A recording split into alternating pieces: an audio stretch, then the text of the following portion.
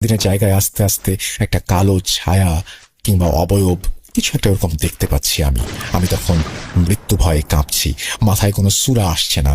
হঠাৎ কালো অবয়ব ভারী মোটা গলায় বলল, বাঁচবি না তুই, আজ শেষ করে ফেলবি।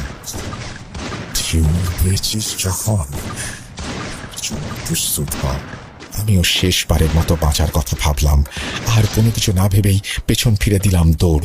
অল্প পানি হলেও দৌড়াতে বেশ কষ্ট হচ্ছিল আমার, তারপরেও জীবনের মায়া বড় মায়া। এদিকে পেছন থেকে শোঁ শোঁ শব্দ আসছিল, যেন ঝড় বইছে, আর ভয়ঙ্কর হুঙ্কার তো আছেই। প্রায় 15 মিনিট দৌড়ানোর পর আমার পা আর চলে না, শরীর ক্লান্ত হয়ে আসছিল, চোখের সামনে সবকিছুই অন্ধকার হয়ে আসছিল। হঠাৎ করে একটা কিছুর সাথে ধাক্কা খেয়ে আমি পড়ে গেলাম। উঠতে গেলে লক্ষ্য করলাম আমার চারপাশে অন্ধকার, কিছু বাতাস ঘূর্ণিঝড়ের মতো কুণ্ডুলি পাকিয়ে ঘুরছে।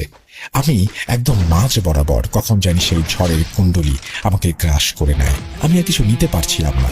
আল্লাহ বাঁচাও বলেই জ্ঞান হারালাম। জ্ঞান হারাবার মুহূর্তে 3টা জিনিস আমার কানে আসলো। প্রথমে শুনলাম কেউ বলল, কেউ তোকে বাঁচাতে পারবে না। দ্বিতীয়ত আমার নাম ধরে কয়েকজন ডাকলো।